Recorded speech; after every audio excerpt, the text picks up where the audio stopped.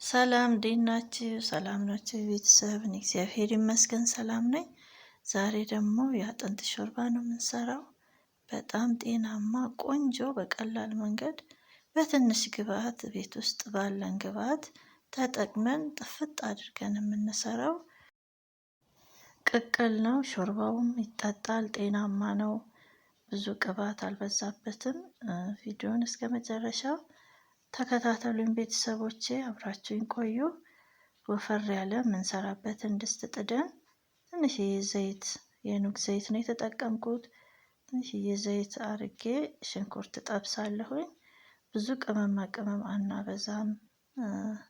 ሾርባው የሚጠጣ ስለሆነ ቀለል ባለ መንገድ ነው የምንሰራው። ቀይ ሽንኩርት ትናንሿን ያበሻ ቀይ ሽንኩርት ነው የተጠቀምኩት። ዘይት ደግሞ የኑግ ዘይት ነው የተጠቀምኩት። ሽንኩርቷን ትንሽ ሰዓት ጠብሳታለሁኝ። ቅቅል በተለያየ መንገድ እንሰራለን። ይሄኛው ደግሞ አጥንቱ ሾርባው፣ በተለይ ሾርባውን ነው የአጥንቱን ሾርባ ነው የምንፈልገው። እዛ ቲማቲም አድርጌያለሁ። ቲማቲም ጨምሬያለሁኝ። ቲማቲሙንና ሽንኩርቱን ጥብስ አደርገዋለሁ። አብሮ ሲጠበስ ይጣፍጣል። ምግቡ ስንሰራው በደንብ ነው የሚጣፍጠው። ሾርባውም ሲጠጣ ጣዕም ይኖረዋል። ስለዛ መጀመሪያ እንጠብሰዋለን።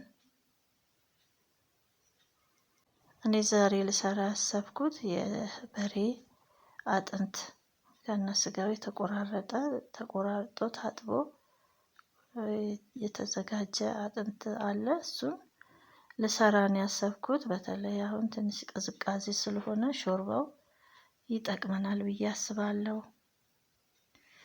ቲማቲሙን ጥብስ ካረኩት በኋላ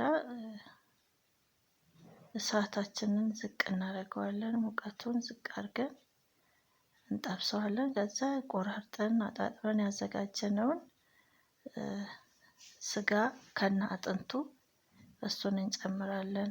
የጎድን አጥንት አለበት፣ ደንደስ አለበት፣ የተለያዩ አጥንቶቹ ናቸው። አንድ አይነት አይደለም፣ ሁሉም የተለያየ ነው።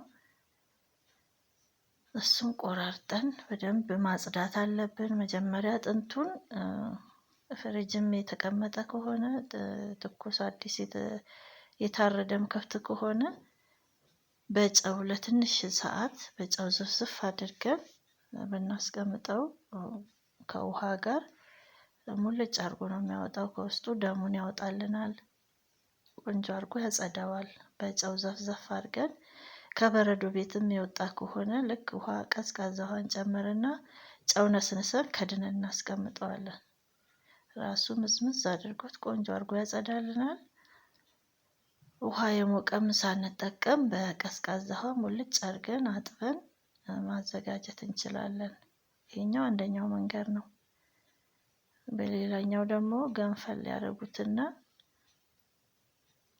በሌላ ውሃ ለቅልቀው መልሰው ይጥዱታል። እኔ በጨው ዘፈዘፍኩት። ቆንጆ ነው የሆነው። ከለሩንም አያጠቁርብንም። ቆንጆ ነው የሚያደርገው። መረቁን ለመጠጥ ስናዘጋጅ ንጹህ ሆኖ ብዙ ቅባት ያልበዛበት ስቡን ከላዩ ላይ መርጠን አውጥተን ማዘጋጀት አለብን። ለጤናም ቆንጆ ነው። እርጥብ ቅመሞቹ ግዴታ ይላሉ። ግዴታ ነው። ያው እርጥብ ቅመም እንጨምራለን። እሱ ለጤናም ቆንጆ ነው። ዝንጅብል፣ ነጭ ሽንኩርት፣ ሌሎችንም እርጥብ ቅመሞች እንጨምራለን። አጥንቱን ከጨመርኩት በኋላ ለትንሽ ጊዜ ክድን አደረግኩት። ምጥጥ አድርጎ ከቁሌቱ ጋር የራሱን ውሃ ሲጨርስ መልሼ ውሃ ጨምሬ ከድኜ እስኪበስል እተወዋለሁ ማለት ነው። ይሄኛው ልክ ወደ መብሰሉ ደረጃ ሲደርስ ሌላ የምንጨምረው ነገር እንጨምራለን። ነጭ ሽንኩርትና ዝንጅብል፣ ትንሽ የጤና አዳም ፍሬ በሶ ብላ ካላችሁ ሮዝመሪ፣ እሷን ጭቅጭቅ ታደርጉና አንድ ላይ እንጨምራለን። እሱን ጨምሬ ያለሁኝ አሁን በማንኪያ የጨመርኩት እሱ ነው። ሌላው ለከለር እርድ ጨምሬያለሁ። ለከለርም ያሳምርልናል፣ እንደገና ለጤናም ጥሩ ነው። እርድ ጨምሬያለሁ። ዋናው ለቅቅሉ የሚያጣፍጥልን እርጥብ ቅመሙ ነው። እንዳልኳችሁ ካላችሁ ትንሽዬ የጤና አዳም ፍሬዋን፣ ነጭ ሽንኩርት፣ ዝንጅብል፣ በሶ ብላ ቅጠሉን፣ ሮዝመሪ ቅጠሉን አንድ ላይ ጭቅጭቅ አድርገን ያጣፍጥልናል። ልዩ ቃና ነው የሚሰጠው ለቅቅሉን። እነዚህ እርጥብ ቅመሞች ጉደኛ ናቸው። በጣም ነው የሚያጣፍጠው። ለአልጫ ለቅቅል በጣም ጥሩ ጣዕም ይሰጥልናል።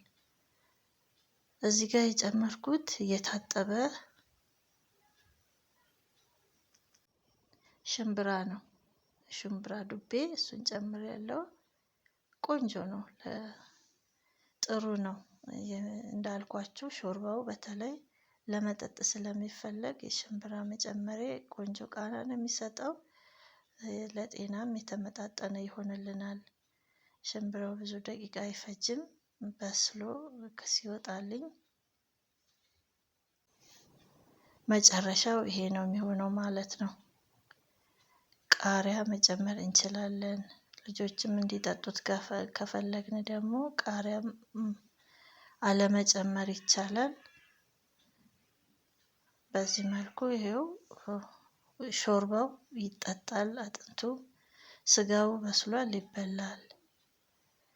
ቆንጆ ለመጠጥም ለምግብም የሚሆን ቀለል ያለች ምንም ቅባት ያልበዛበት ጤናማ የሆነ በተለይ ለወቅቱን ብርድ ያማከለ፣ አሁን ቅዝቃዜ እየመጣ ነው፣ ዝናብም መጣው እያለ ነው። ይህንን የአጥንት ሾርባ ቆንጆ አድርጌ ሰርቻለሁ። በትንሽ ደቂቃ ብዙ ጊዜም አይወስድብንም። በተለይ ለልጆች ምንም ቆንጆ ነው። ቀለል ብሏቸው የሚመገቡት፣ እንዳልኳችሁ ቅባት አልበዛበትም። መረቁንም በእንጀራ ፈትፈት አድርገው መመገብ የሚችሉት ቀለል ያለ ቆንጆ ጤናማ የሆነ አጥንቱን ተመግበን ሾርባውንም ለመጠጥም ይሁን ለጉንፋን ፍቱን የሆነ መድኃኒት ቆንጆ የሾርባ ለብርድ የሚሆን ለልጅ ለአዋቂ የሚሆን ምንም ቅመም ያልበዛበት ቀለል ያለ በእንጀራም ፈትፈት ተደርጎ የሚበላ ነው። እስካሁን አብራችሁኝም ስለነበራችሁ ከልብ አመሰግናለሁ ቤተሰቦቼ። በቀጣይ በሌላ ቪዲዮ እስከምንገናኝ ድረስ ቻው፣ ደህና ቆዩኝ።